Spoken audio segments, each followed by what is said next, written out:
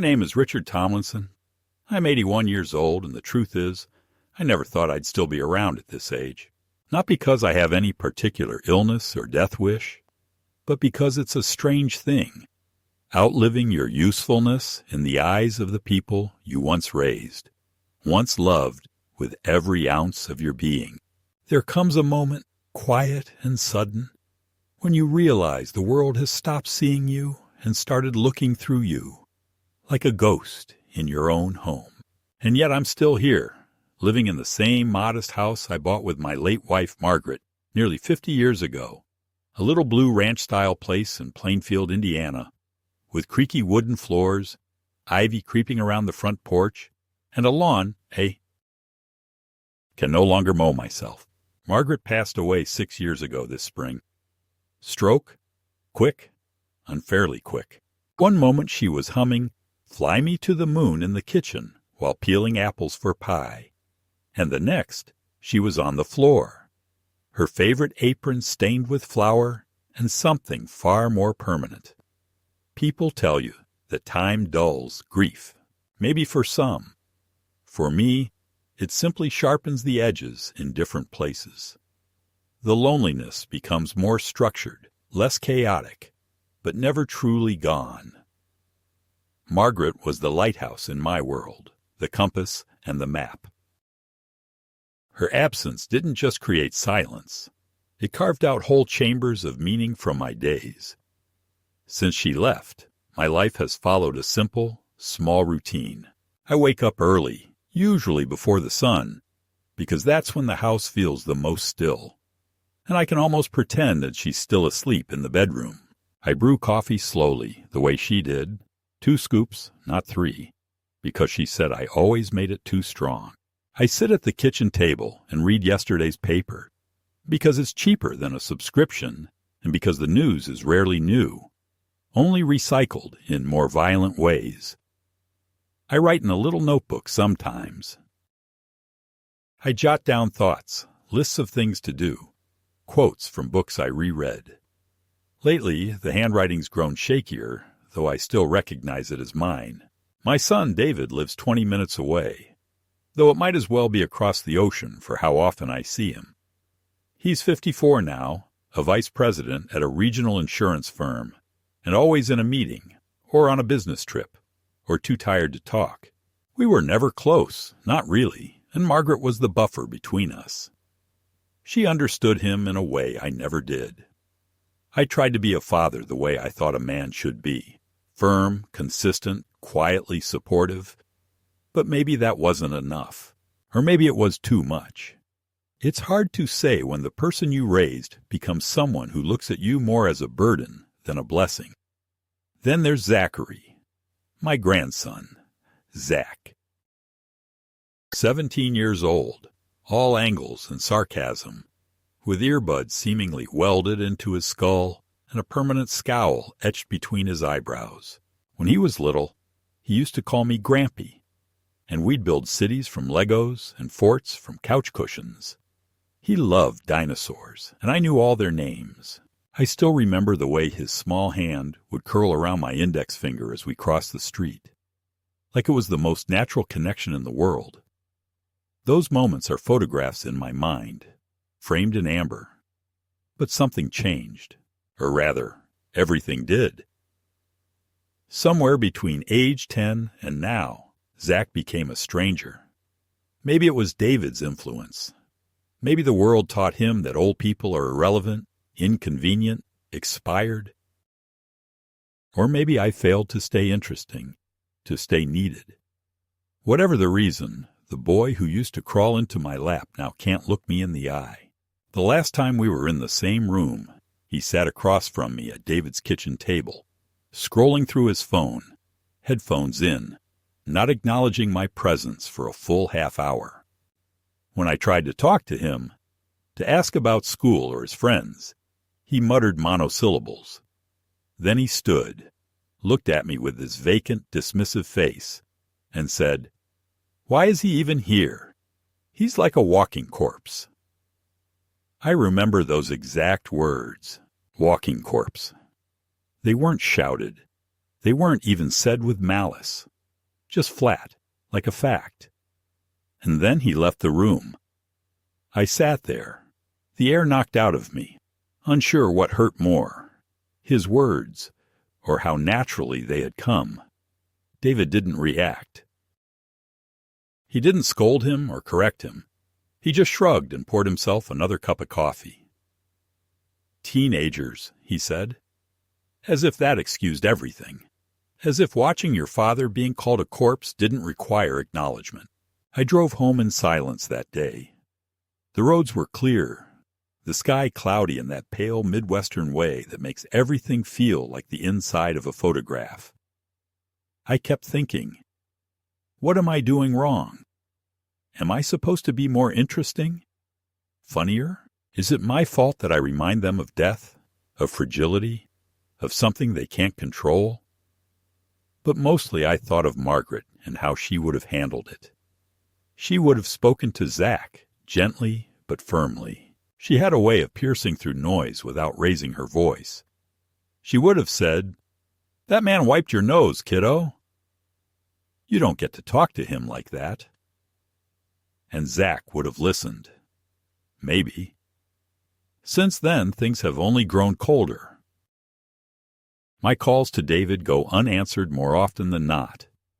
When he does pick up, it's rushed and distracted. I don't ask for much, just a lunch, a drive, some time. But time is the one thing people seem to guard the most when you're old. And the funny thing is, I have more of it than I know what to do with. I'd give some away gladly if it meant someone would just sit with me a while. I've grown used to silence, to being invisible. I walk the neighborhood in the mornings, nod to the same retirees, wave at the same dog walkers. I shop at the same grocery store where the cashier calls me sir and never asks how I'm doing. I take my pills, refill prescriptions, pay bills, fix leaky faucets, read books, nap in the recliner. There is no drama to report, no crisis, no climax. Just the steady, slow erosion of relevance. But I'll tell you this, just because a man is quiet doesn't mean he's gone. And just because he's old doesn't mean he's blind. There are things I've seen, things I've chosen not to react to yet. But that doesn't mean I've accepted them. Not yet. My story doesn't begin the day Zach called me a walking corpse. It begins the day David dropped him off at my door for what he called a little reset, a euphemism for, I don't want to deal with my own son anymore. I didn't ask questions. I simply opened the door, smiled the way Margaret would have, and said, "Come on in, Zachary." I hoped, foolishly, that those 2 weeks might be a chance to remember each other again. I had no idea that they would shatter every remaining illusion I had about family, loyalty, and love. Or that, by the end of it all, the only corpse left standing would be the soul of a boy who had no idea what he was losing, until it was too late. It was a Thursday morning when David called, which in itself was unusual enough to make me think something had gone wrong. He rarely phoned during the week, and when he did, it was usually to relay information, not to have a conversation. I had just finished washing the breakfast dishes and was sitting at the table nursing a lukewarm cup of coffee when the phone rang with its old sharp jingle that now seemed out of place in a world of buzzing smartphones. I picked up, surprised to hear his voice laced with what I mistook for casual concern, though I'd come to learn that David's concern always had an expiration date and a hidden agenda. He told me Zach had gotten into some trouble again, something about skipping classes, mouthing off to teachers, and possibly even vandalizing school property. There was an ongoing investigation, he said, and a suspension was on the table. He needs space, David said, not quite hiding the edge in his voice, and maybe a little structure from someone outside the immediate blast radius. I didn't respond right away, unsure if this was a request or an announcement. I was thinking, he continued, he could stay with you for a couple of weeks, just while things cool down here. He always liked it there when he was younger, right? The silence that followed was tactical. I could feel him waiting, knowing full well I would say yes. Because I always did. I agreed, of course. Not because I thought it would be easy or pleasant, or even because I thought it would help Zach. I agreed because some foolish part of me still believed in redemption.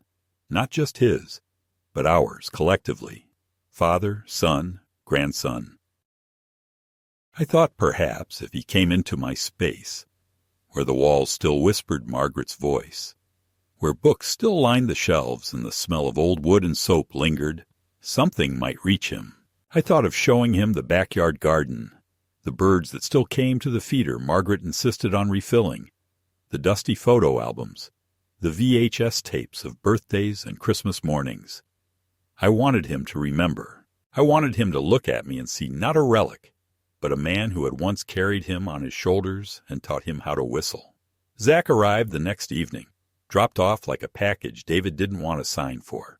There was no warmth to the handoff, just a nod, a tense silence between father and son, and a backpack that looked far too small for a 2-week stay. David barely came inside.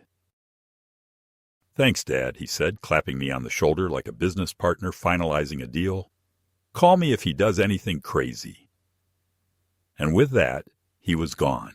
Zach stood in the doorway, tall and lean, wearing a hoodie in the middle of a warm September evening, earbuds firmly in place. He didn't say hello, didn't even acknowledge me, just brushed past with the stony expression of someone condemned to community service. I had made spaghetti, his favorite as a kid, or at least it used to be. When I mentioned it, he shrugged, didn't sit at the table, and instead walked to the living room, plopped down on the couch, and pulled out his phone. I tried to coax him back to the table, but he just said, "I'm not hungry," without looking up. That first night passed in awkward silence. He didn't say much, and I didn't push. I sat in my chair, watching an old black-and-white Western I'd seen 20 times, while Zach scrolled endlessly through whatever digital wasteland teenagers lose themselves in. Occasionally he chuckled at something on his screen, and each time I felt a flicker of hope. But it passed quickly.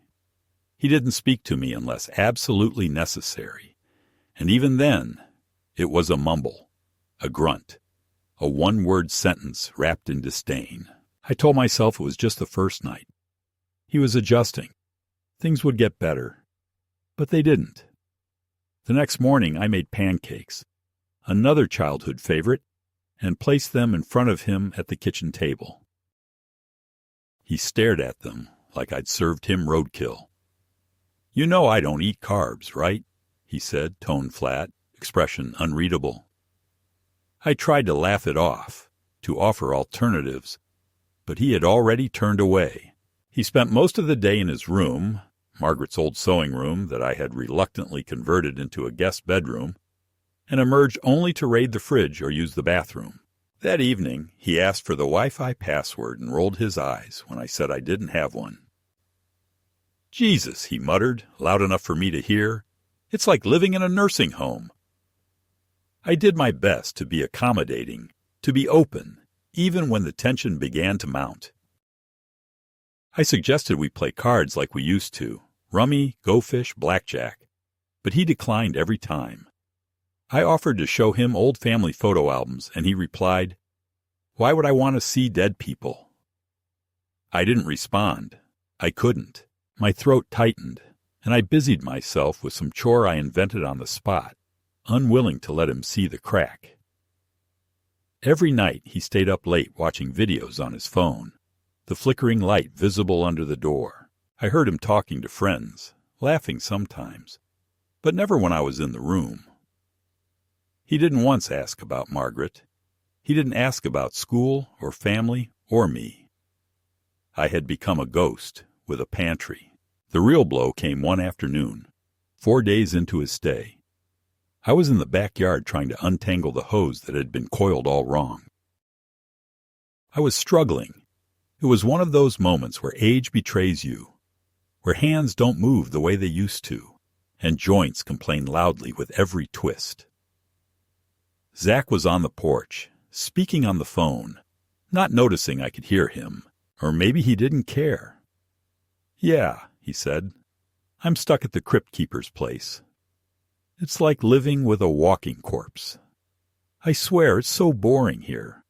Like, why is he even alive? Just watches birds and eats soup. No Wi-Fi, no cable. It's like a damn retirement museum." He laughed then, a sharp, careless sound that sliced through me more deeply than I expected. The words weren't just cruel. They were spoken with ease, like they'd been rehearsed or said before. I stood there, the hose limp in my hands, watching my grandson laugh at my existence, as if my life had no worth, no color, no story. I didn't confront him. I didn't say a word. I simply turned, walked back into the house, and sat down at the table. I stared at the chair across from me, Margaret's chair, and wondered what she would have done. Probably marched out there and told him off in that steely voice she reserved for injustice. But I didn't have that fire in me anymore, or maybe I didn't think I was allowed to use it. I didn't sleep that night. I lay awake listening to Zach pace in his room, laugh at videos, chat with friends. I stared at the ceiling, listening to the sound of my breath and wondering how a child so loved, so wanted, could grow into someone so cold. I asked myself questions I'd asked 100 times before. Did I fail as a father? Did I pass on nothing of value? Did David hate me all these years and just never say it until now, through the voice of his son? The next morning, I found that Zach had used my credit card to order fast food and have it delivered to the house. I hadn't given him the card. I'd left it on the counter the night before when ordering groceries online, and now it was gone, the charge sitting on my email receipt like a silent accusation. When I asked him about it, he didn't deny it. He just looked at me with that same dead expression and said, "You aren't using it anyway." That was the moment I understood, truly and finally, that he didn't see me as a person. I was a shell, a prop in a life he didn't want to be part of. I was not Grampy. I was not Richard. I was not even Grandpa. I was an ATM machine with legs. A walking corpse, as he had so eloquently put it. But what he didn't know, what he couldn't have known, is that I had once survived much worse than his contempt. I had survived the death of the woman I loved, the loneliness of years without warmth, the long erosion of being forgotten by your own son. And now, watching this boy, my grandson, take his first steps down a path paved with cruelty and entitlement, I felt something stir inside me. Not anger, not yet, but a reckoning, slow and solemn, like the first rumble of thunder before the storm. I wasn't dead, but something inside me had begun to awaken, and I was going to make sure that before this was over, Zach would come to understand exactly who he was talking to when he called me a corpse. The days that followed moved in a slow, uncomfortable rhythm, not unlike walking with a stone in your shoe. Minor irritations building until every step aches with something more than pain. Humiliation. Zach settled into my home not as a guest, but as a squatter with inherited rights, behaving as though he'd been forcibly exiled to a prehistoric world devoid of his natural habitats. Wi-Fi, fast food, and the endlessly scrollable glow of his online kingdom. I began to notice patterns, how he would wait until I went to bed before rummaging through the pantry, how he kept the bathroom light on all night, how he moved through the house with the confidence of someone who believed nothing and no one around him mattered. I should have spoken up, I suppose. I should have imposed rules or schedules, offered boundaries, consequences, lectures. But instead, I watched him, quietly, almost morbidly curious to see how far the line would be pushed, how much of myself I'd have to swallow before I choked. On the 6th day of his stay, I came home from the pharmacy, to find the front door unlocked, music blaring from the living room. Not music, really, just a relentless thump of bass that shook the floorboards like a distant earthquake. As I stepped inside, I saw two other teenagers, boys I didn't recognize, sprawled on the couch with Zach, a bag of chips between them and an unmistakable cloud of marijuana hanging in the air like incense in a desecrated church. The television, which I never turned on anymore, was flashing rapid images of some violent video game, guns and blood and noise and chaos. None of them looked up when I entered. I stood in the doorway for a moment, waiting for acknowledgement that didn't come. When I finally cleared my throat, Zach turned, his expression a mixture of indifference and mild annoyance. "What?" he asked, as though I were the one intruding. I said his name, calmly at first, then again more firmly. "Zachary." The other boys snickered. One of them, taller, with a mop of greasy hair, muttered, "Gramps is mad," followed by exaggerated laughter. My hands were trembling slightly, whether from anger or sadness I couldn't tell. I asked them to leave. Zach didn't move. "Relax," he said. "We're not hurting anyone." I pointed to the open bag of weed on the coffee table, to the ash marks on my carpet, to the smoke curling toward the ceiling fan I hadn't turned on in weeks. "This is not okay," I said. "This is my house." That last word echoed awkwardly in the room, as if even it were up for debate. Zach rolled his eyes and stood up, stretching lazily. "Fine," he said, grabbing his phone. "We'll go. Jesus, you're so dramatic." As they filed out, one of them knocked over a lamp. It didn't break, but the bulb shattered, scattering glass across the hardwood floor. No one apologized. No one looked back. I didn't sleep that night. I sat in the kitchen with the broken lamp beside me, staring at the shards and thinking about how something could be ruined so completely in just seconds, even if it had stood undisturbed for years. The next morning, I told Zach we needed to talk. He looked up from his phone, chewing cereal directly from the box, and shrugged. I tried to explain how I felt, how this house wasn't just a place, it was my life, and that his behavior was not only disrespectful, but hurtful. I used the word hurtful deliberately, hoping it might land somewhere. He blinked, made a face, and said, "You act like it's a museum. Who cares if a stupid lamp breaks?" I reminded him it was a wedding gift, one of the last things Margaret had picked out herself. "So?" he said, stuffing another handful of cereal into his mouth. "She's dead. The lamp's just a thing." That comment hollowed me out. There are moments in life when you feel your insides rearrange themselves in response to words. That was one of them. He didn't mean to be cruel in the poetic sense. He wasn't that nuanced, but he had tapped into something raw and unfinished, and he'd done so with the casual brutality of youth, convinced of its own permanence. I turned away without replying. I didn't trust my voice to remain steady. 2 nights later, I caught him going through my desk drawer in the study. He was so engrossed in what he was doing, rummaging through envelopes, moving papers around, that he didn't hear me at first. When I asked what he was doing, he jumped, then immediately slipped into that mask of teenage defiance. "Looking for a charger," he said. I told him he wouldn't find one in my tax records. He brushed past me on the way out, muttering, "You're paranoid, old man." I checked the drawer after he left. An envelope of emergency cash, $200, was gone. The next morning I confronted him again. This time I was not calm. I was not patient. I demanded the money back. He looked me in the eye and said, "I don't know what you're talking about." The lie was effortless. I said his name again, louder than I had before. He flinched slightly, not out of fear but irritation. "God," he said, "you're losing it. You probably forgot where you put it. Maybe you flushed it down the toilet. Happens at your age, right?"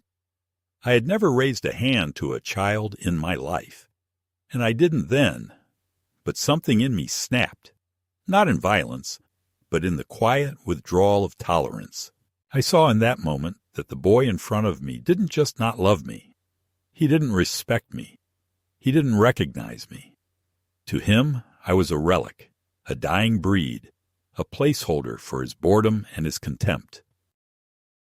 That afternoon, I locked the study and moved what little cash I had left into a hidden tin beneath the floorboards in my bedroom closet, a place I hadn't opened since Margaret passed.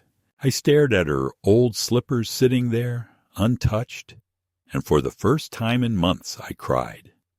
Not because of the slippers, not even because of Zach, but because of what I had become in the eyes of my own family. A man without weight, a man without voice, a corpse still occupying space. The spiral continued. The next evening, I found a bottle of vodka hidden behind the toilet tank in the guest bathroom. Zach denied it, said it belonged to one of his friends. I told him his stay was over, that I was calling David. He laughed. "Good luck with that," he said. "He's not answering your calls, remember?" And he was right. I had called David 3 times that week, all unanswered. Left voicemails, none returned. When I finally reached him the next morning, he sounded annoyed. "Dad, he's just a teenager. You're overreacting." I told him about the weed, the stealing, the drinking. He sighed loudly. "He needs consequences, not another lecture. Just hold on a few more days. I'll come by next weekend." Zach stood in the hallway while I was on the call, smirking as if he knew exactly what was being said. After I hung up, he approached me with a strange expression, almost pitying. "You still think you matter," he said quietly, almost to himself. "That's sad." Then he went back to his room and closed the door. That was the night I began making a list. I called it, only to myself, the inventory. It wasn't about money or things. It was about what remained. My identity, my name, my memory, my past, my dignity. I wrote them all down, one by one, and next to each I made a decision. Who would get them? Who would lose the right? That was the night I started to remember who I was. Not who they saw, but who I had always been, and who, in the weeks to come, I would begin to be again. Not because I had to, but because someone needed to remember the difference between being alive and being present, between having a heart that beats and a soul that refuses to be erased. The war had not started yet, but the first shot had been fired. It was on the 10th day of Zach's stay that the scale tipped, not with a scream or a slammed door, but with a sound so soft I almost missed it. The muted click of my safe behind the study bookshelf. I was returning from my morning walk, a simple half-mile shuffle around the neighborhood with my cane and windbreaker, when I heard it. It wasn't the click itself that gave it away, but the timing. Zach was never awake before 10, yet the grandfather clock in the hallway had just chimed 9. I paused on the porch, my key halfway into the lock, my breath held, and listened again. The sound came once more, this time followed by the creak of the floorboard near the bookshelf. That floorboard had always been slightly raised, ever since the renovation in '96, and no one stepped on it without making it groan. Margaret used to joke it was our home's burglar alarm. Now it was a confession. When I opened the front door and stepped inside, the house smelled faintly of citrus cleaner and sweat. I moved slowly, quietly, my body stiff, but alert. The door to the study was cracked open, a mistake he wouldn't have made if he thought I might return early. I stood in the hallway, heart thudding with something that wasn't quite anger, not yet, and peered inside. There he was, crouched in front of the bookshelf with his phone's flashlight pointed at the dial, a printed cheat sheet beside him. My old fireproof safe, the one I hadn't opened in nearly a year, was in front of him, His face was taut with concentration, brows furrowed in a way I hadn't seen before, like this was the final level of some game, and he meant to win. He didn't hear me until I cleared my throat. Even then he didn't flinch, just froze for a split second, then turned with exaggerated calm, like he had rehearsed this moment in his head. "Oh," he said, feigning surprise. "I was looking for paper." I said nothing. I didn't need to. I simply pointed at the printed lock combination in his hand. He looked down at it, then back up at me, smirked, and said, "Guess I got caught." There was no apology, no shame, only that familiar, hollow arrogance that had become the armor he wore every day. I told him to leave the room. He didn't move. "Come on, Grandpa," he said, his voice suddenly dropping into something that tried to sound reasonable. "It's not like you need any of this stuff. You don't even touch it. What are you saving it for? You're like, what, 85? I corrected him, 81. But it didn't matter. Numbers weren't the point. To him, my age was a death sentence already delivered, and my possessions were carcass pickings he felt entitled to harvest. I told him to go pack his things, that I was calling his father. He laughed again, this time not mocking, but derisive. "He doesn't care," he said. "He told me to tough it out. Said you'd probably let me do whatever I wanted as long as I didn't set the house on fire." My stomach twisted. I asked if David had really said that. Zach shrugged. "More or less. He said you're old, lonely, and too soft to be a problem." He stood, dusting off his jeans. "And he was right. You haven't even punished me. You just whine and take it." For a moment, the air in the room felt too heavy to breathe. My own son, speaking through the mouth of my grandson, had reduced me to a limp scarecrow, a relic with no will, no teeth, no spine. I watched Zach saunter out of the room, phone in hand, and I realized then that this wasn't just bad parenting or teen rebellion or the usual generational gap. This was contempt, learned contempt, systematic, inherited, and now weaponized. They didn't just think I was old. They thought I was done. That night I couldn't sleep. I sat in my recliner in the dark living room, hands folded on my lap, staring into the shadows. I thought of Margaret, what she'd say, what she'd do, and for the first time in months I opened the drawer of her old desk and pulled out the envelope she'd given me a few weeks before she passed. "Don't open it yet," she had whispered, with that conspiratorial smile I'd loved so much. "Save it for when you need reminding." I hadn't dared open it before, but now I needed reminding. I needed something. Inside was a letter in her tidy cursive. She had written of love, of memories, of regret over how far David had drifted. "If you're reading this," she wrote, "it means you're facing something I won't be there to help you with. But remember who you are, Richard. You are not weak. You are not invisible. You built a life from nothing, and you made it something.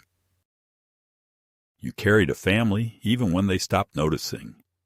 Don't let them take your name away."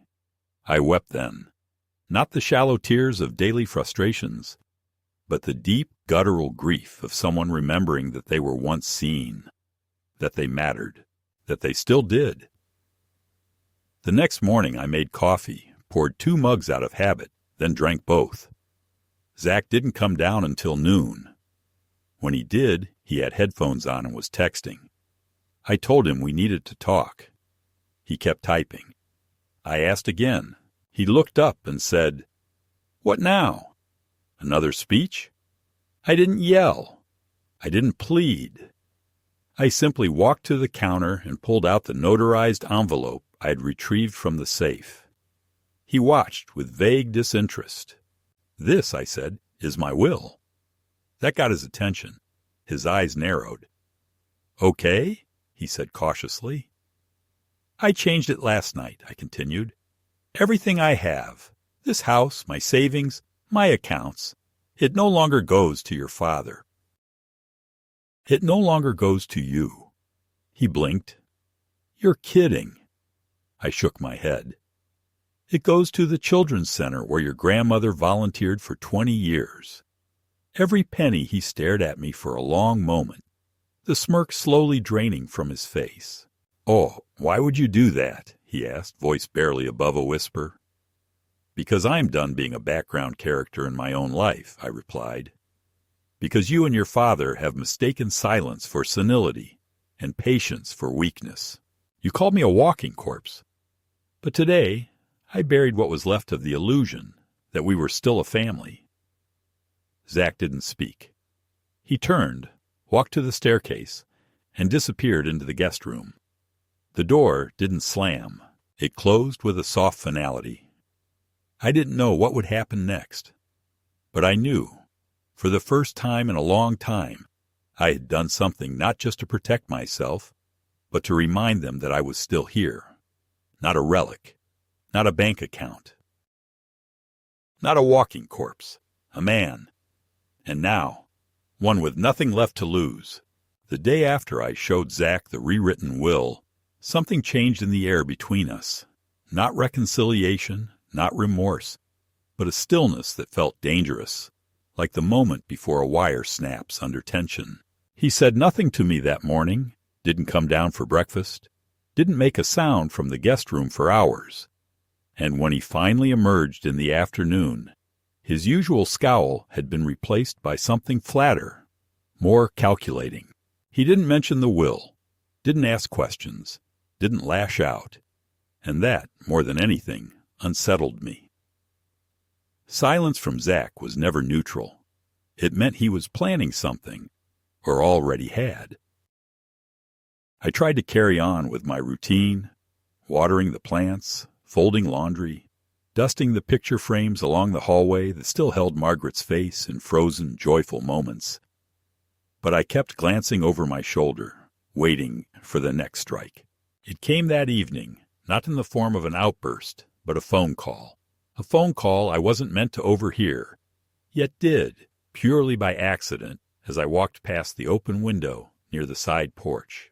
Zach was outside, pacing with his phone to his ear, voice low but audible through the screen. "No, I'm serious," he was saying. He changed it, all of it. The will. Said we get nothing. Said it all goes to some charity or something. I tried talking to him, but he's lost it. I think he's having, like, a breakdown or something. Maybe dementia. I don't know. He kept talking about being invisible and how we don't respect him. There was a pause. Then he continued, Yeah, I'm still here. For now. But if he's losing it, don't we need to do something? I mean, what if he forgets to eat or takes the wrong meds? What if he starts a fire or wanders off? I froze, my blood cooling beneath my skin. He wasn't just reporting what had happened. He was laying a foundation, building a narrative brick by brick, and I knew exactly who was on the other end of the line. David, my own son, who hadn't called me back in weeks, now suddenly interested in my well-being the moment his inheritance was threatened. I backed away from the window without letting the screen creak, returned to the kitchen, and sat down at the table, trying to calm the storm inside my chest. They weren't just angry. They were preparing something. The next few days passed with a disturbing civility. Zach began helping with small chores unprompted, clearing his dishes, wiping the counter, even offering to pick up the mail. He asked how I was feeling. He complimented the roast chicken I made for dinner. He offered to show me how to set up a streaming app so I could watch newer shows. On the surface, it was what any grandparent might hope for. Connection, a thawing of resentment. But to me, it was like watching a puppet move with strings you couldn't see. It was too rehearsed, too sudden, and above all, too late. I played along, nodding politely, thanking him, pretending to relax, but I watched everything. How he glanced at my pill bottles, how he loitered near the desk drawer where I kept important documents, how he checked the caller ID before handing me the phone. I pretended not to notice that my prescription bottle was slightly less full than it should have been. I pretended not to hear him in the kitchen late one night, whispering into the phone again, saying, "We'll make him look confused. We just need someone to see it happen. I can record it. Just be ready to call someone." I knew what they were planning. They wanted to discredit me, to paint me as mentally unfit, to get a doctor to sign off on my incapacity, which would allow David to petition for guardianship and take control of my estate. It wouldn't be easy, not legally, not without a medical diagnosis, but I also knew how powerful appearances could be. All it would take was a recorded moment, a confused sentence, a staged outburst, and I'd be one step closer to being erased. They wanted to kill my credibility, not my body, to turn me into the walking corpse Zach had joked about. So I began writing everything down, every interaction, every misplaced item, every time Zach entered a room he had no reason to be in. I started locking doors, hiding my banking information, setting booby traps of the most mundane kind. Little folded pieces of paper behind drawers, slips of masking tape over seams of envelopes to see what had been opened. Each time I found one disturbed, I added to my record. I called my lawyer quietly from a payphone near the grocery store and asked him what my rights were if someone tried to declare me mentally incompetent. He listened with calm professionalism and said, "Mr. Tomlinson, you're doing everything right. If you suspect this is coming, get a clean bill of mental health now, preemptively, from a licensed specialist. Then if anything arises, you'll have a time-stamped counterpoint." So that's what I did. I made an appointment under the guise of a routine checkup, took a cab to the clinic instead of driving so Zach wouldn't know where I was going, and spent an hour with a doctor younger than my grandson, answering questions, reciting memory tasks, discussing current events, proving my lucidity not with bitterness, but with dignity. When I told the doctor why I was really there, she didn't laugh. She nodded. "It happens more than you'd think," she said. "You're not the first." I received the printed assessment 2 days later, clean, unequivocal, and signed. I made 2 copies. One I placed in the safe. The other I mailed to my lawyer. That same evening I found Zach in my bedroom, rifling through my dresser. He didn't flinch when I caught him. He held up an old photograph, Margaret holding baby David, me standing behind them with a grin, and said, "You really think this means anything now?" I didn't reply. I simply reached out, took the photo from his hand, and placed it gently back into the drawer. The next morning, David showed up. No warning, no call ahead, just the sound of tires on gravel and a knock on the door that was too firm to be friendly. Zach must have texted him. He came in with the forced casualness of someone entering enemy territory under the guise of peacekeeping. "Hey, Dad," he said. "Just thought I'd check in, see how things are going." I knew why he was here. I knew it before he even sat down on the couch and began with, "Zach's mentioned a few things. Says you've been a little forgetful, that you've been talking to yourself, leaving doors open, mixing up names." I listened. I nodded. I let him speak. Then I handed him a copy of the evaluation and said, "If you ever bring up the word guardianship again, I'll sue you for attempted fraud." He looked down at the paper, read the heading, then narrowed his eyes. "So this is how you want it to be?" he asked. "You want to cut us out? Make us look like villains?" I said nothing. What was there to say? They had done that themselves. He stood up, adjusted his shirt cuffs like he always did when angry, and said, "You're making a mistake." Zach was watching from the hallway, arms folded, face tight with fury. After they left, I stood at the window, watching the car pull away, and knew I'd crossed a line that could not be uncrossed. But I felt no fear, only a strange calm. They had fired their first real shot, but now they knew I had armor, and I had just begun drawing my sword. The morning after David's unannounced visit, the house felt heavier than usual. Not just quiet, but weighted, like something in the foundation had shifted during the night. I moved through the kitchen with my usual routine, pouring coffee, folding the newspaper without reading it, trying to maintain the ritual that reminded me I still existed on my own terms. But every action felt shadowed, observed. Zach hadn't come down for breakfast, and I hadn't gone looking for him. We were no longer engaged in the theater of civility. Whatever had once passed between us as the veneer of family had cracked completely, and beneath it wasn't anger or grief, it was clarity. The truth had been spoken aloud. I wasn't wanted. I was considered in the way of something they wanted more. But I had one thing left they hadn't counted on. My voice. Not my legal standing, not my mental state or the ownership of the house, but the story I had lived, the one they had tried to edit with erasure. And I decided that morning to speak it. Not in rage, not in courtroom threats, but plainly, directly, with every ounce of the presence they had tried to deny me. I waited until the sun reached the far wall of the living room, that golden slanted light that used to warm Margaret's reading chair, and then I knocked on Zach's door. He didn't answer immediately. I knocked again, and after a pause, the door opened. He looked like he hadn't slept, eyes red, jaw tight, phone in hand. He said nothing. I said only, "Come downstairs." He followed, reluctantly, and we sat in the kitchen. I didn't offer food. I didn't ask how he was. I simply pulled out the box Margaret had kept under our bed. A wooden chest filled with letters, photos, notebooks, pieces of our life that had meant something. I opened it and began removing items one by one, laying them on the table like evidence in a trial where the crime was forgetting. "This," I said, holding up a letter, "is from the day your grandmother was diagnosed.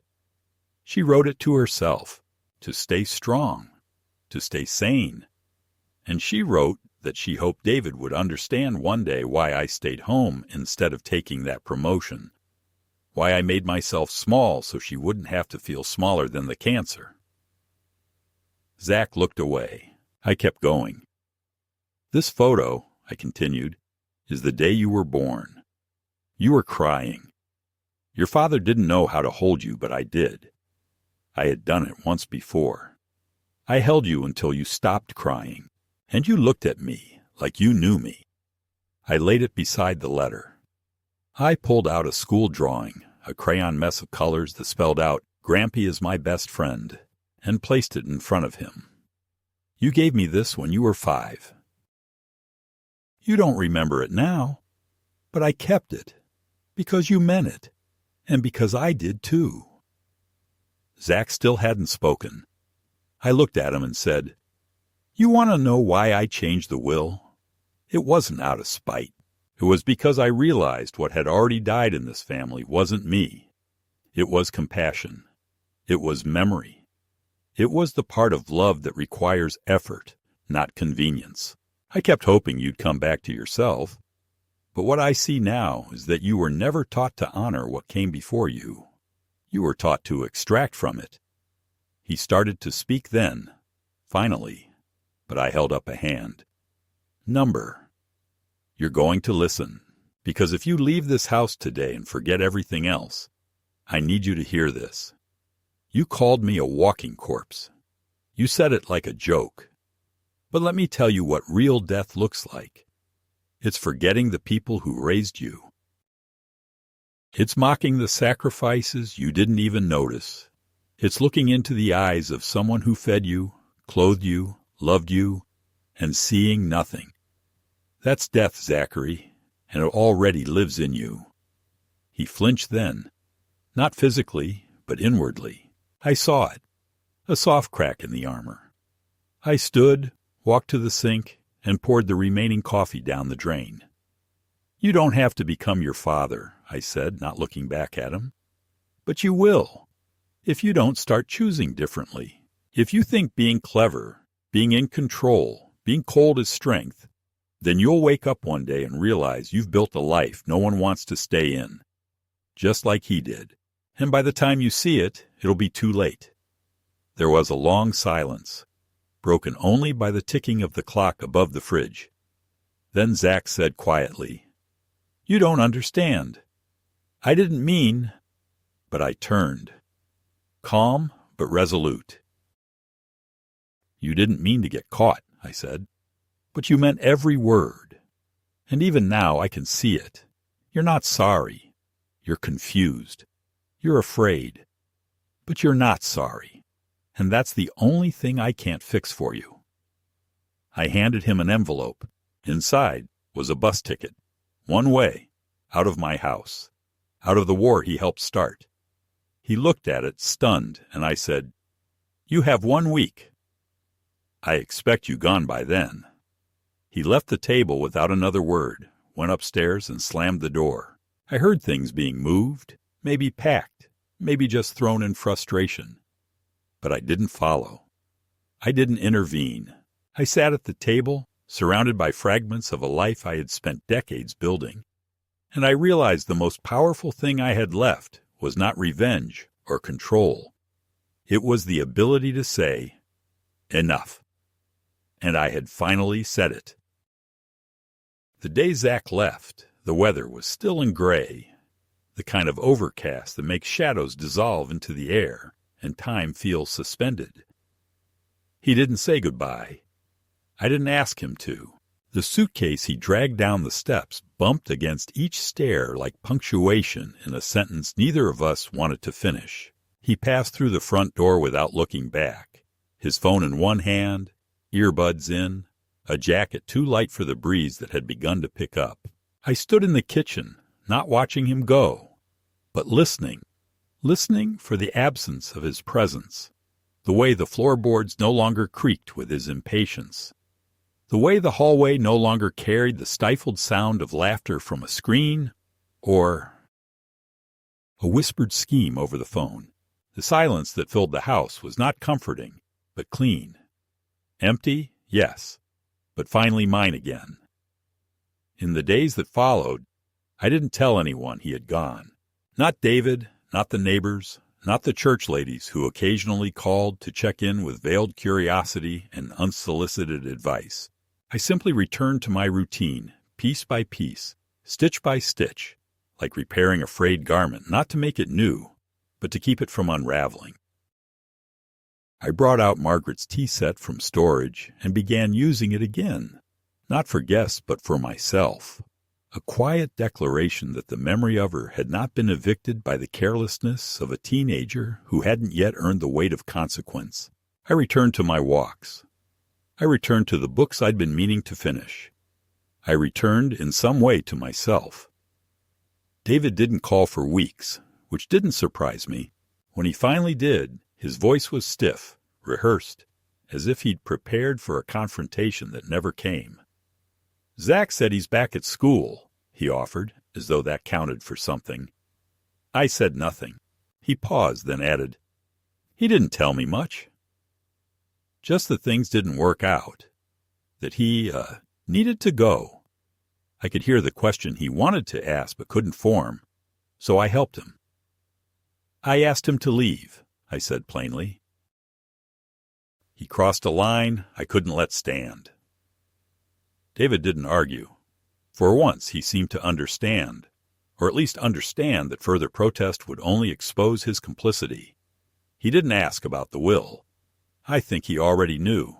We hung up soon after, and I didn't expect to hear from him again for some time. Then, 3 weeks later, something arrived. Not a call, not a visit. A letter. Handwritten, trembling, unsure. From Zach. Just a single page, the ink smudged in places, the grammar uneven, as though he'd rewritten it. Several times, and still wasn't sure it was good enough to send. He didn't apologize, not directly, but he wrote about Margaret, about the way she used to make him grilled cheese with 2 slices of tomato, and how she would hum while folding laundry. He wrote about the photo I showed him, the one of the three of us when he was a baby. He said he didn't remember the moment, but something about the way I looked at him in the picture scared him, because, in his words, I don't think anyone's ever looked at me like that since. He didn't ask to come back. He didn't ask for money. He didn't ask for forgiveness. But he said he had started volunteering at a local senior center near his school. Not for credit, not for community hours, but just to see if I could sit with someone who isn't me. And he signed it not with Zach, but your grandson, as though trying to reclaim a title he had nearly destroyed. I folded the letter carefully, placed it in the same wooden box where Margaret's notes lived, and sat with it for a while, staring out the window at the fading light. I didn't cry. I didn't smile. I just felt the weight of time again.